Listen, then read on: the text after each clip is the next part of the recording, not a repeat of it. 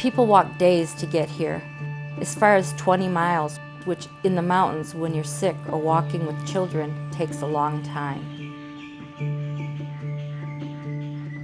In Mayan mythology, the hummingbird stands for refuge or looking out for you. The hummingbird looked out for the young king. And so I just thought we would call it House of the Hummingbird, Casa Colibri, because it's a place of refuge. We're looking out for people, but not in a patronizing way. More like this is a place you can come and find help.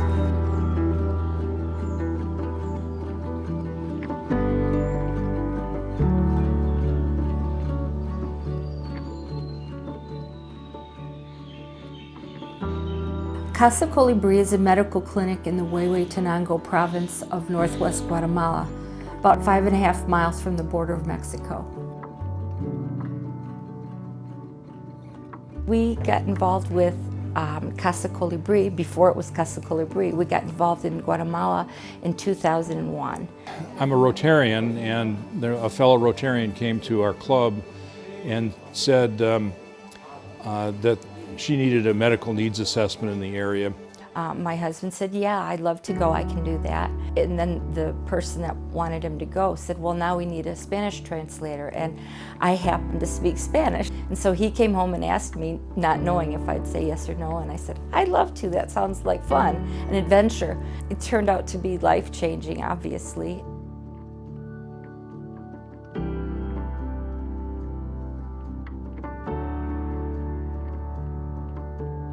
There was another gentleman on that trip, a Guatemalan, who also came as a translator, and we were absolutely blessed to have met right from the start. Getting involved in this project started 18 years ago in 2001. I was called upon by some persons who needed a translator. Back then, I was working in the tourism industry. And one has no idea really that these kinds of circumstances exist when you live in the city. They were a really victimized population, and they fled from these areas during the worst of the war. Then when the peace accords were signed, they slowly made their way back, but basically they had to start completely over. That's why we're in such a remote place, because this is where they came to rebuild from absolutely nothing. It takes a day to fly to Guatemala and drive 6 hours to where we spend the night, and then another 6 hours in the morning to get to this area. And basically the needs assessment said that the people needed everything. They had so many needs, not only medical needs, but needs in the area of schooling and literacy, needs in the area of clean water and sanitation. It goes on and on. We stayed in a school the first night, and I use the term lightly because there was nothing in that building that would say that it was a school. There was no books, there were no notebooks, papers, nothing. And I happened to ask the teacher, what do you use to teach reading? You don't have any books, you don't have any newspapers, you don't have any written words. And he just basically said, we do the best we can. I looked around at the people and looked at their faces, and I was just overcome. I was overwhelmed with what I felt was expected, and I kind of bolted out of the room and went behind the building and just sobbed, because it was like, I'm only one person. I can't do this. Being a school teacher, I thought, well, I could get some books, and it was easy. It was easy. People want to help. We knocked on a couple of doors, we asked a couple of people, we were able to put a small library in that far, far remote place. And of course, once you put a library in one school, word gets out, and we had a couple more requests, and people wanting books, okay, twist my arm, I was all over that. And then just by telling our story more and more, people just wanted to help. And that's really how we came to this point.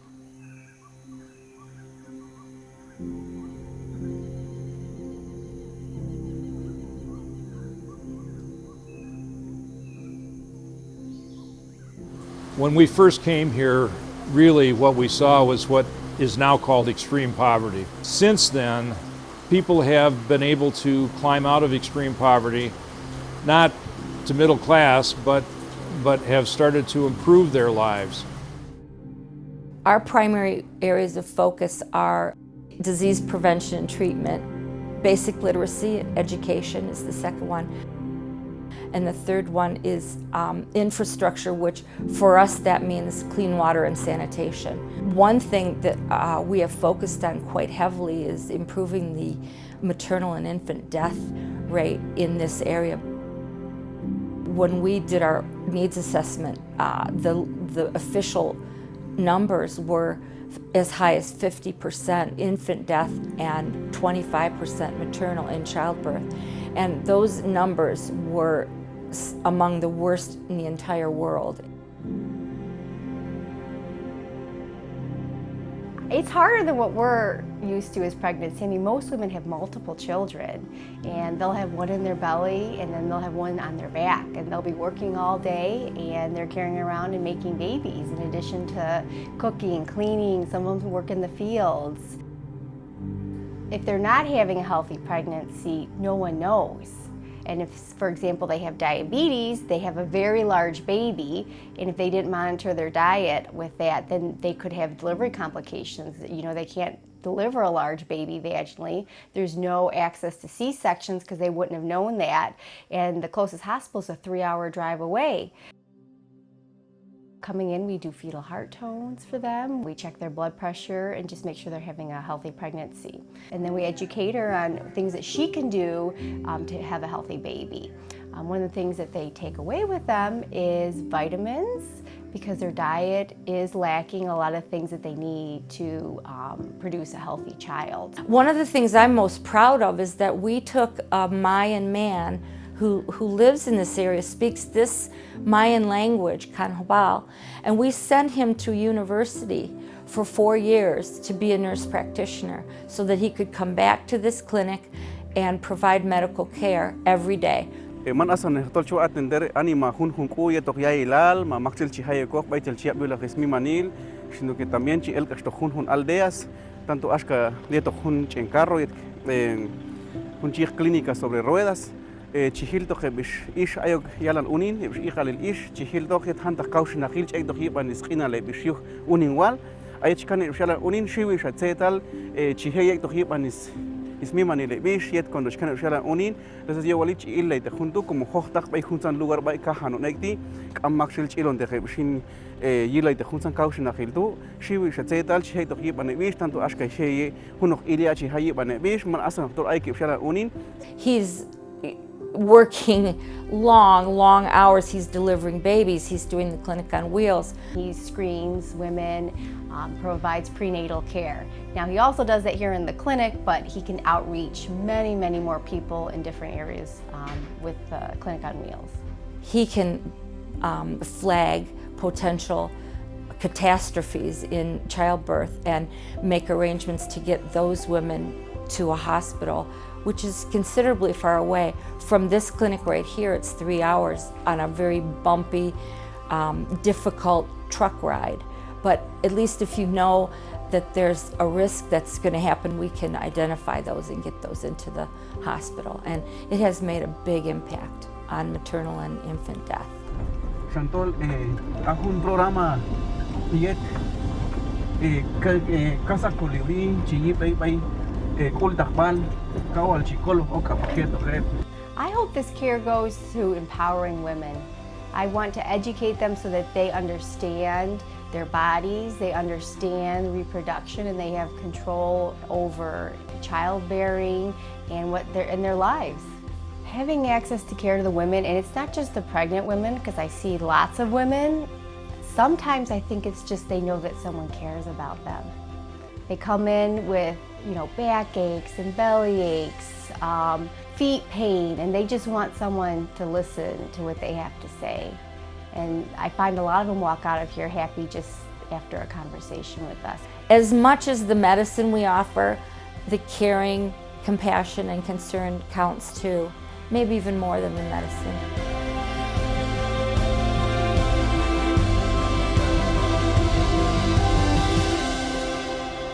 Another part of healthcare that we've been able to expand dramatically is eye care.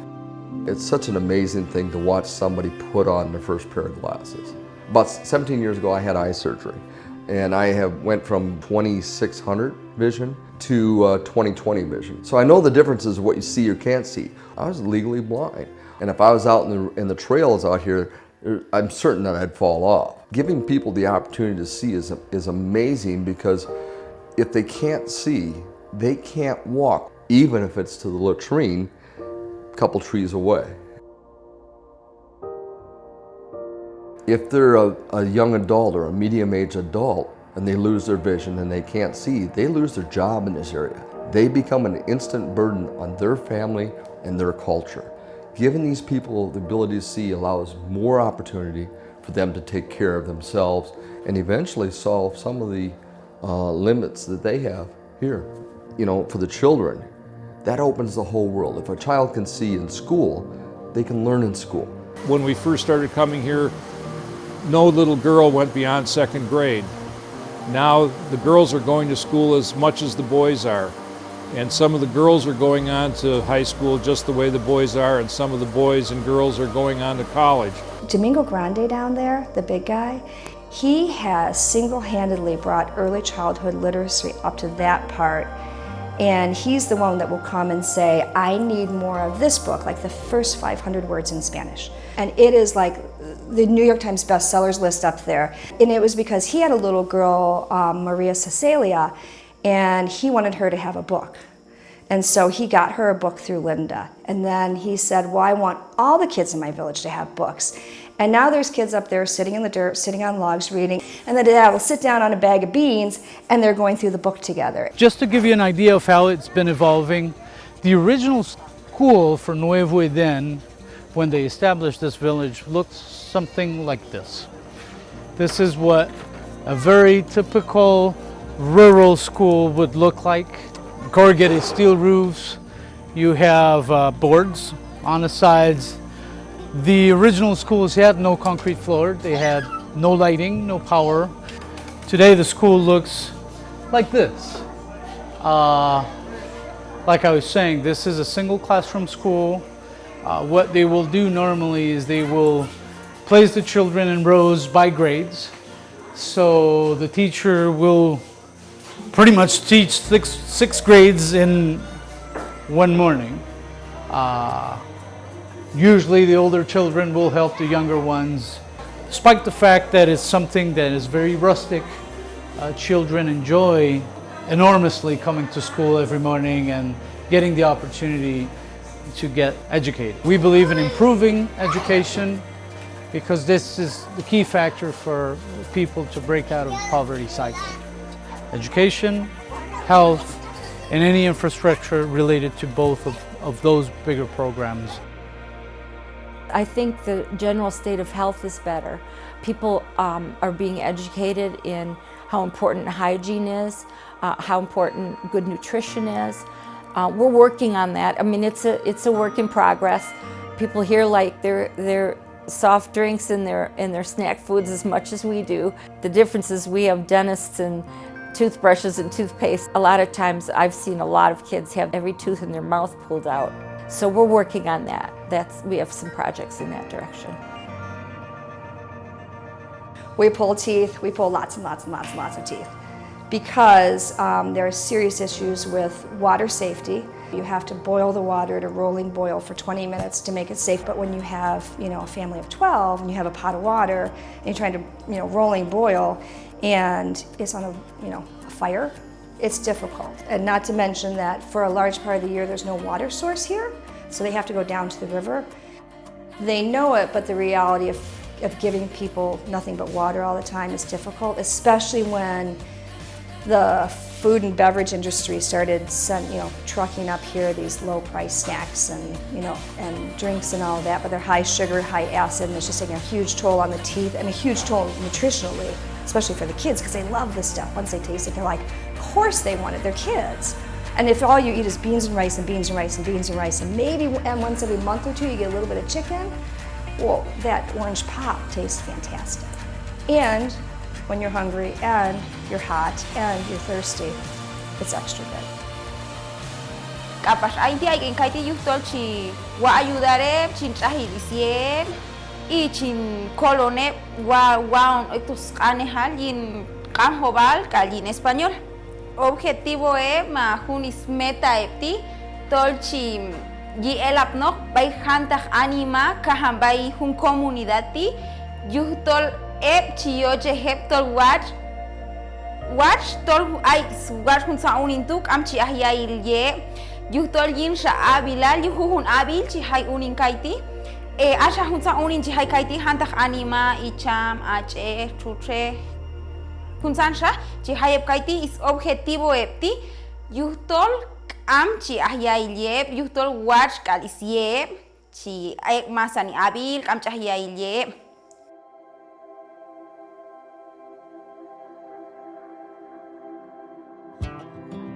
I can't believe that we've come this far, really. I mean, it's taken some time and it's taken some focused vision. Really, from where we started, it's just amazing, the services that we have been able to offer and the impact that it's made. At first, it was very difficult. The poverty was so extreme. There was no utilities out here, no electricity, no running water. It was very, very difficult life for people. And little by little, that's getting better.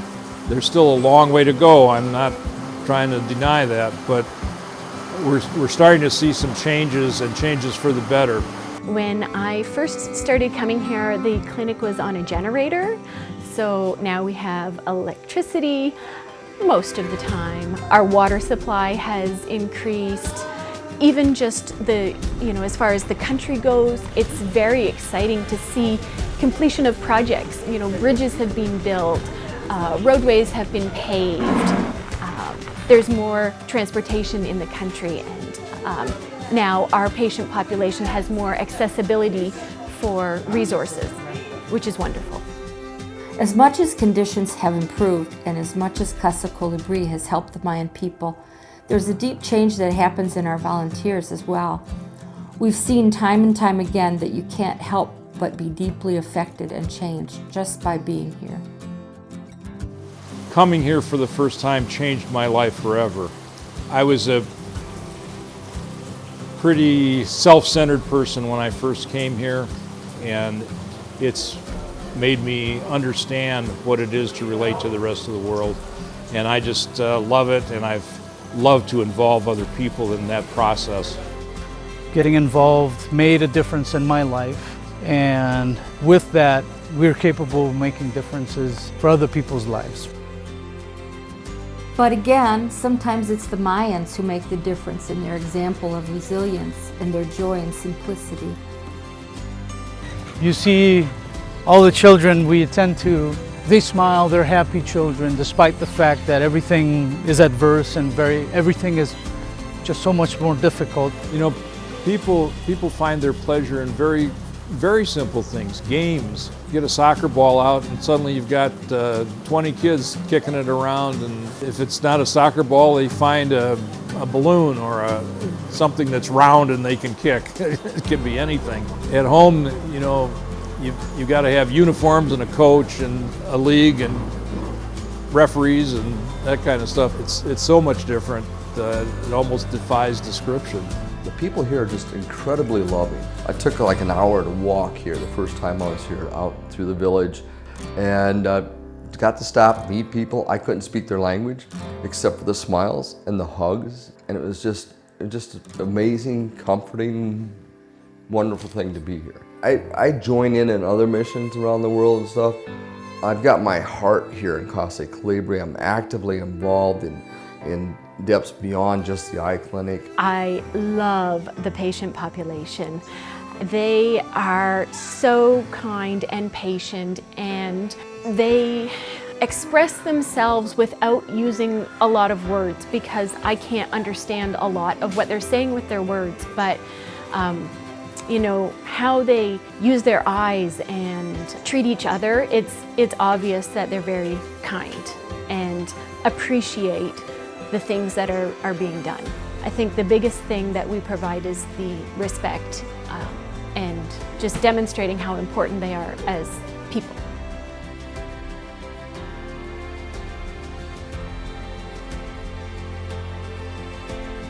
I guess the best way to describe it is I go home now after these missions, and people often hear about how poor the people are here.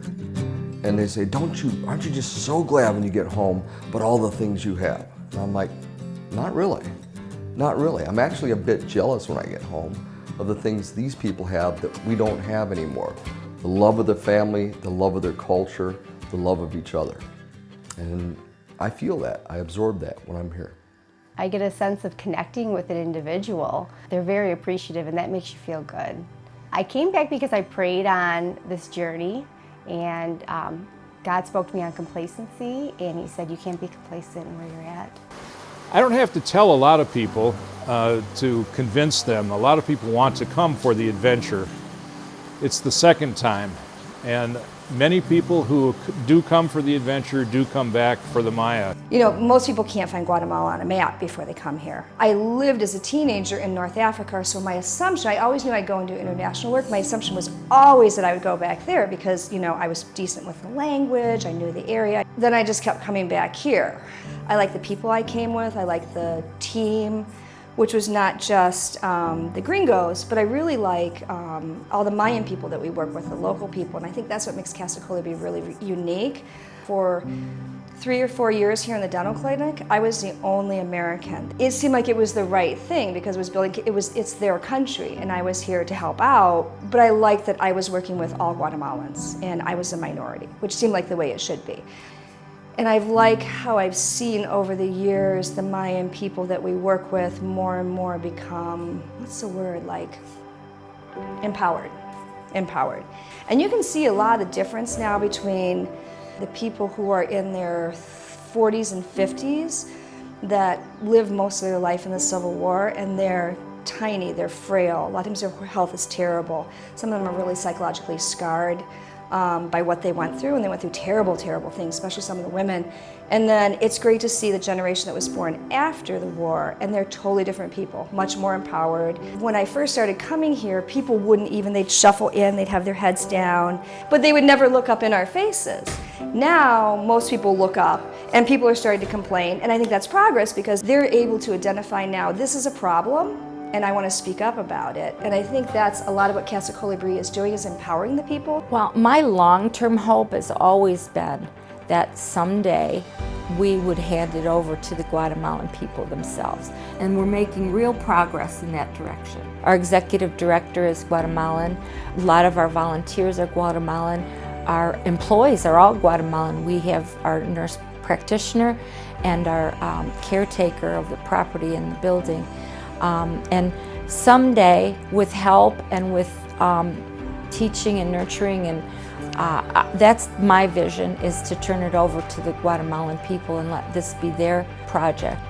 And so I'll go back to that scene on the first day here when I was so overwhelmed, crying behind the school building. We had a fellow on our team that came with us that found me, and he knew why I had bolted out. And he said, think of it this way. You can't do everything, but you can do something. We can do something. And think of what you can do as a person, as one person. And like Mother Teresa said, the ocean is made up of drops. And so you can do a drop or 2 or 3. There are still people that need help. It is getting better, there's no question about that, but there are still lots of people in extreme poverty who do need help. And we should always think of them, especially when we have so much. What can I say? This is probably the best thing that's ever happened to my life, and reorients everything. So, yeah, this is Nuevo Eden. It literally means New Eden. This is where we are in the middle of the rainforest in Guatemala. So, I hope you enjoy it as much as I do. Thanks.